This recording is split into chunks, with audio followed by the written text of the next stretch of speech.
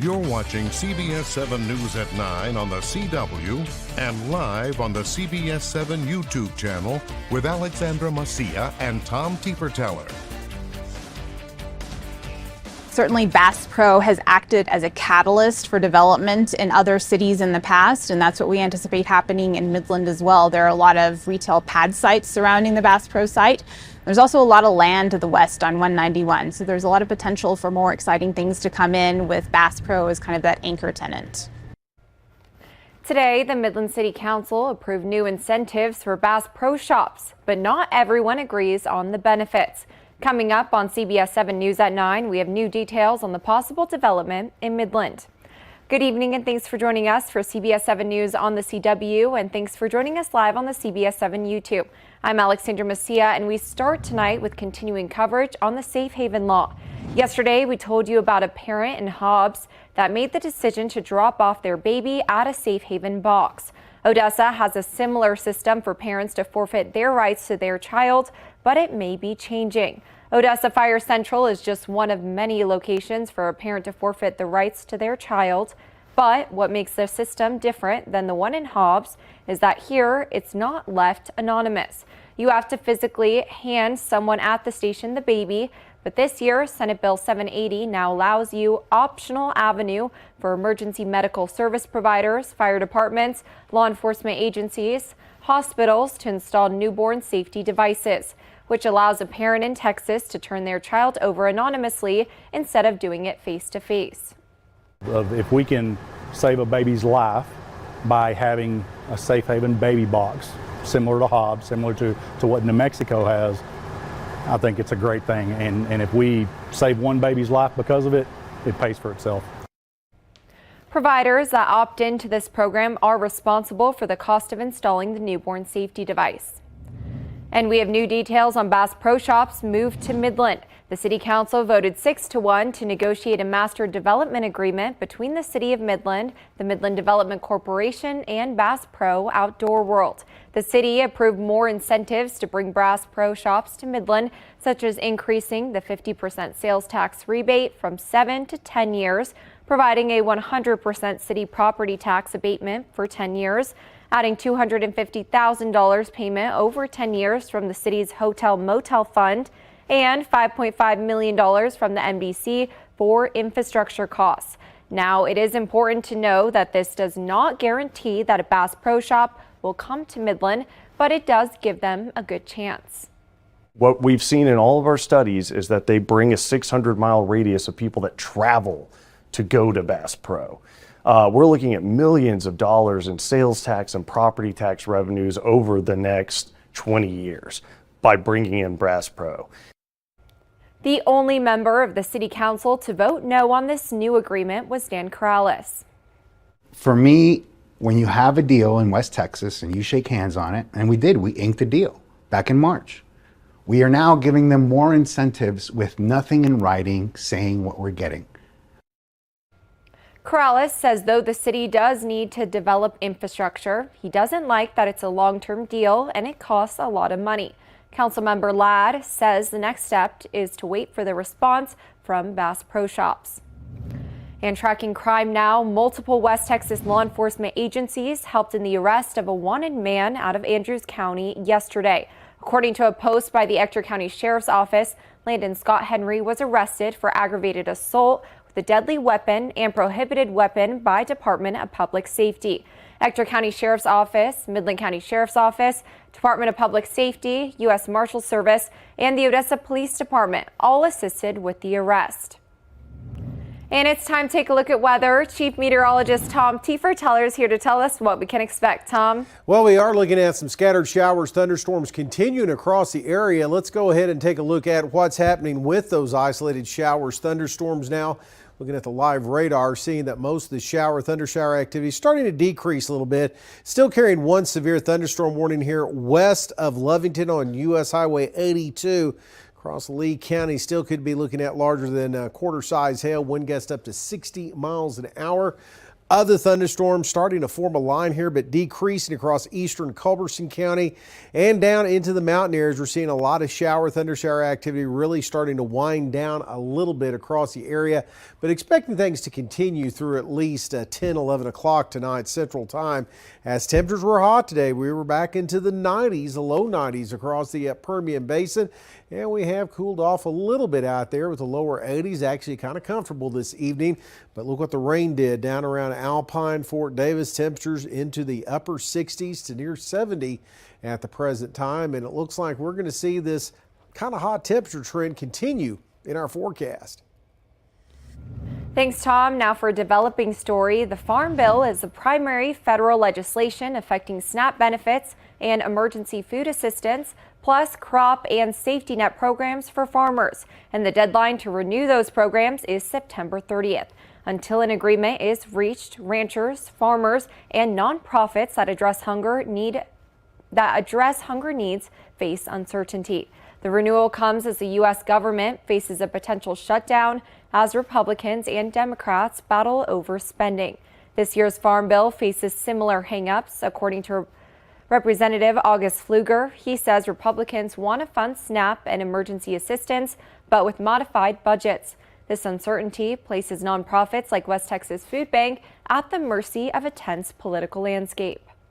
How long do we function kind of in a limbo of not knowing what that really looks like? It makes it hard to plan a budget. It makes it hard to plan to know what programs are going to be funded and which ones not. And out of those programs that aren't funded, how do they affect our need in our local food bank? Campbell says a shutdown would also shift focus from the Farm Bill. That means discussions about the continuation of program funding may stop. The programs that are currently funded, we're going to have to come together as Congress to determine what levels we're going to fund those programs that are already in place that may need reauthorization.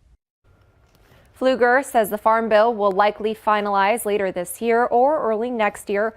While she has hope, Campbell says it's like shaking a magic 8-ball as farmers and nonprofits wait. And in honor of Hispanic Heritage Month, Hispanic Heritage of Odessa is hosting an art exhibit. All ages are welcome to the exhibit next week, and everyone is encouraged to participate. The Hispanic Heritage of Odessa is hosting an art exhibit on October 5th at Premier Ballroom from 7 to 9 p.m. As far as Hispanics, a lot of documentation wasn't there. So now we're left to base a lot of what we know on stories that have been told throughout time.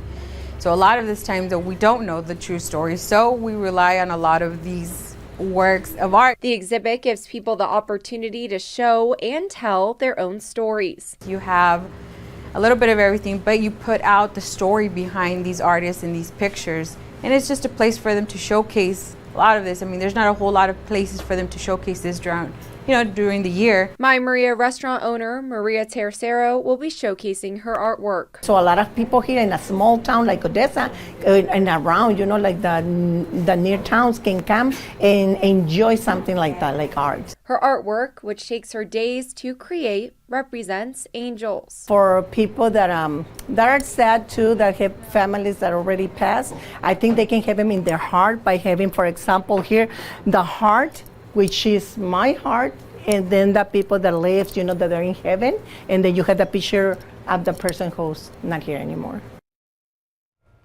Hispanic Heritage of Odessa is also hosting a Pioneer Family exhibit at the Ector County Library and a live theater production at the Music City Mall October 10th, portraying the legend of La Llorona. And in the community, the Arts Council of Midland held its annual meeting today. This meeting was held at the Arts Council's headquarters this morning.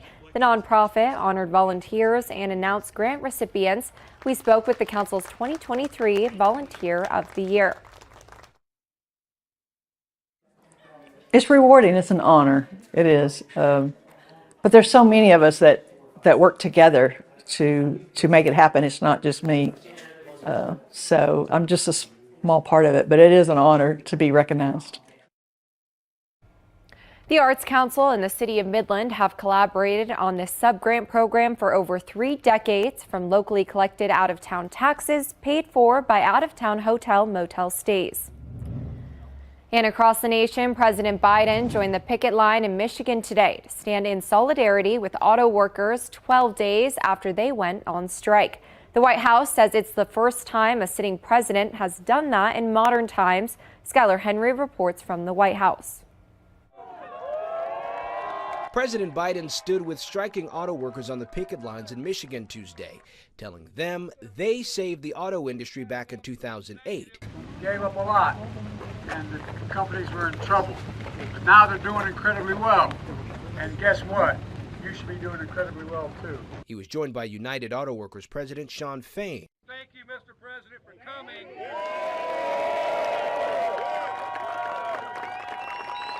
Thank you for coming to stand up with us in our generation's defining moment. The UAW has been on strike against Ford, General Motors, and Stellantis for 12 days now. Among other things, workers are seeking a 36% raise over 4 years, and they want to extend union protections to workers at 10 electric vehicle battery factories. I'm helping to get these younger generation a good pay. President Biden calls himself the most pro-union president ever. His trip comes one day before former president and 2024 GOP frontrunner Donald Trump is set to speak with auto workers himself in Michigan. President Biden, Mr. Trump, either way, they have a right to come. As the strike expands, the economic impacts are already being felt. Ford announced Monday it would pause work on a $3.5 billion electric vehicle plant in Michigan, and some automotive suppliers in the state are warning that layoffs may soon be necessary. Skylar Henry, CBS News, the White House. UAW President Shawn Fain called the Ford's halting of work on the Michigan EV battery plant, quote, shameful and a barely veiled threat to cut jobs. Now for a look at today's top headlines shown here in real time with real viewers on CBS7.com. See all of these stories and more by downloading our app or visiting our website at CBS7.com. And still ahead, the possibility of a government shutdown is growing. The latest on the deal that just isn't moving when we return to CBS 7 News at 9.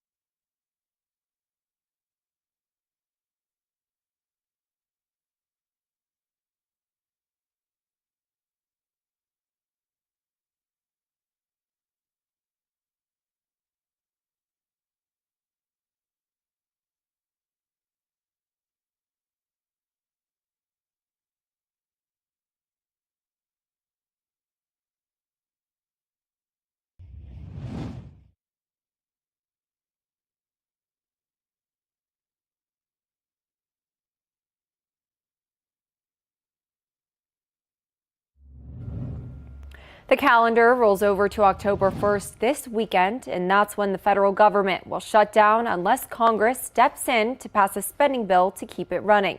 Christian Benavides has more details from Capitol Hill.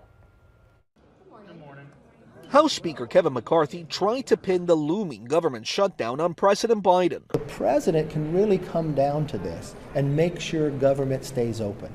All he has to do take some action on the border to secure it. But President Biden released a video saying it's the far-right Republicans that are calling the shots now, and he blames them for the inaction. I'm prepared to do my part, but the Republicans in the House of Representatives refuse. They refuse to stand up to the extremists in their party.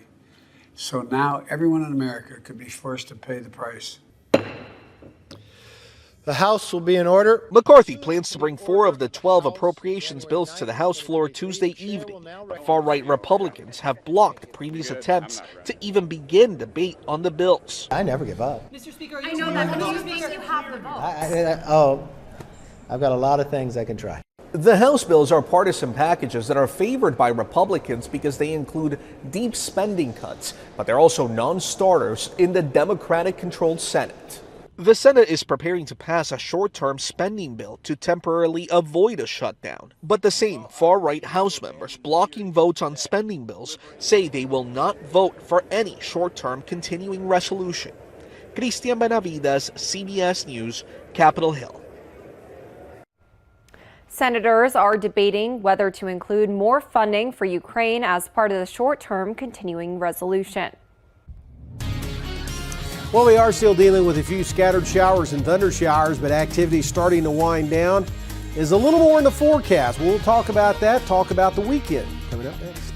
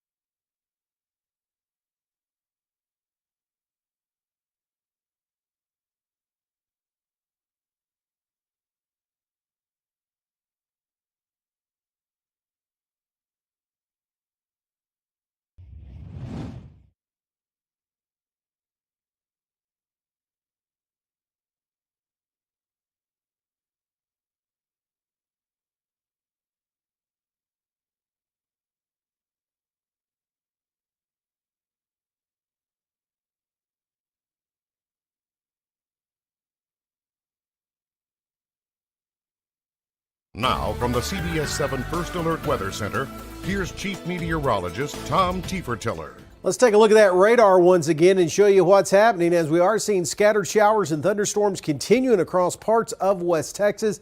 But the overall intensity is really starting to wind down. Still have one severe storm west of the Lovington area, but that storm has really decreased as it's moved further off to the south. And again, some activity continuing here across Culberson County. Just a few leftover showers across the Davis Mountains and picking up a rumble of thunder or two southwest of Marathon now and also southeast of Presidio. But again, we're on the downward trend with all this, and it looks like everything should start to wrap up by about midnight tonight.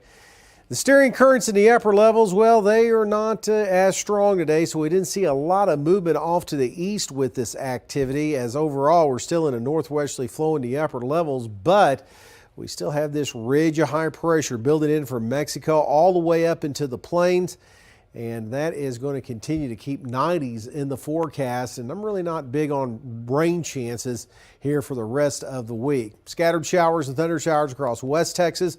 Little activity across South Texas too, northwest of Corpus Christi near George West over towards Cotulla, and a little light shower activity in and around the Houston area is really about it. Now, temperatures across the state today, well, they were kind of hot out there. We escaped triple digits in all locations, but still mid to upper 90s. And topped out right at 90 out at the Midland National Air and Spaceport. Now, your West Texas Futurecast shows again by midnight a lot of things really starting to wind down across the area. Moving the clock ahead towards tomorrow morning, we'll start off with some sun, and by the afternoon, best bet for an isolated shower thunderstorm. Davis Mountains down towards the Big Bend. Maybe see a couple of showers across the eastern Permian Basin. Should really be about it for tomorrow as things start to dry out and we don't have that upper level support for widespread showers and thunderstorms. So the rest of tonight, lower 70s on the way across the area, lower 90s tomorrow, as we are going to be looking at east winds 5 to 10 miles an hour. And again, best bet for those isolated thunderstorms, mountain areas down towards the Big Bend. Here's your CBS 7 First Alert exclusive 10-day forecast, keeping it hot and mainly dry, as temperatures will be in the low 90s and not much in the way of isolated showers or thunderstorms. A passing disturbance could kick up activity a little bit on Saturday, but overall, though, we're going to see low rain chances, not a lot of coverage, but just temperatures cooling off just a couple of degrees, but still, we're above where we should be this time in September and early October. Still ahead, Miss Americana and the Chiefs tight end are making waves on social media, and small businesses in Kansas City are making major profits off the new couple. The story of a baker in her Chiefs era next on CBS 7 News at 9.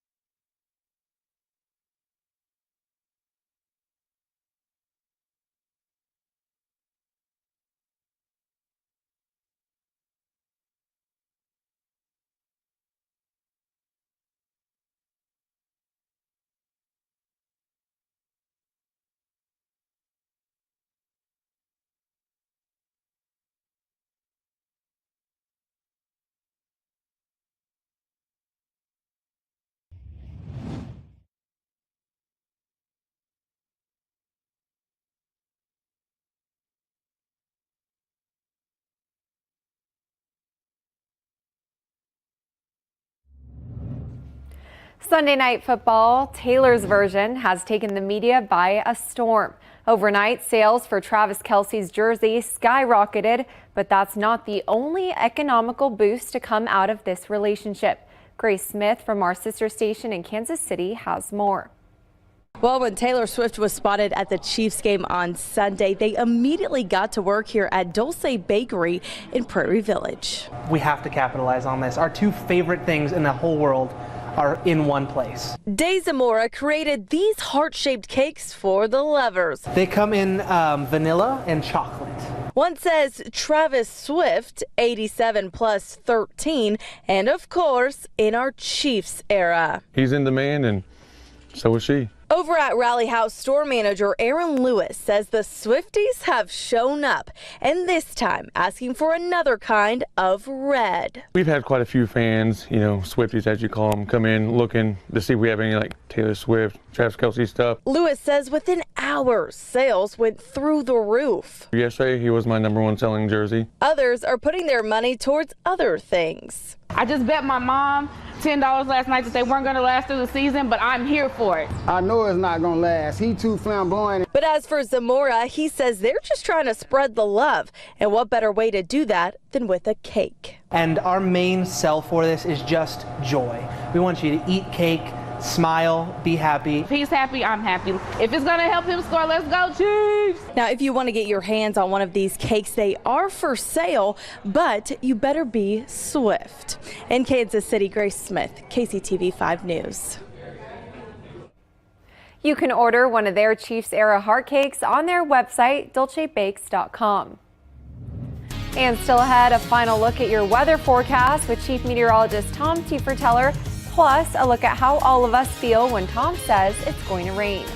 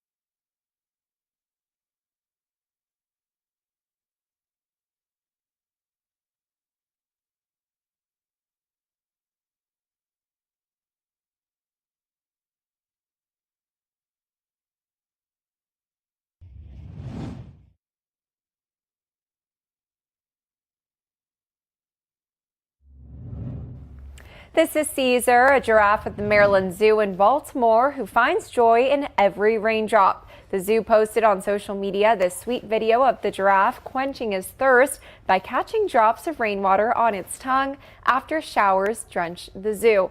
Honestly, Tom, we need rain, so yeah, I might and do we'll this probably as well. be doing this, okay? I was going to say, at this rate, we'll be doing this too. Yeah, I will be. I'll be that excited about things because we missed out again in the Permian Basin. Everything was back into the mountain areas this afternoon in southeast of Mexico. It's on the decrease, and it looks like a lot less activity on the way Mainly mountain areas, Big Bend for tomorrow. All right, well, thanks for watching CBS 7 First Alert News and CW. We have more news coming up tonight on CBS 7 News at 10.